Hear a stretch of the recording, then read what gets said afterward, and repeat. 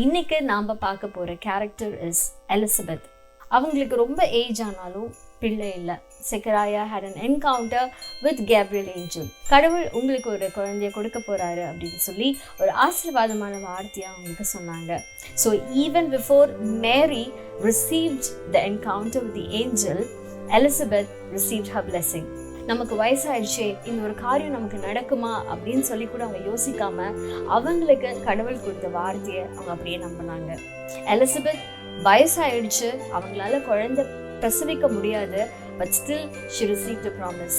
Mary, who's still a virgin, who's not married, and she also becomes pregnant. God is a God of impossibilities. So இன்னைக்கு takeaway என்ன அப்படின்னா, சில நேரம் சில விஷயங்கள் இம்பாசிபிள் அப்படின்னு சொல்லி நமக்கு தோணி அது நம்மளுடைய ஃபெய்த்தையே டிமினிஷ் பண்ணலாம். ஆனால் when you wait on the Lord, God will fulfill the promise that He has given to you.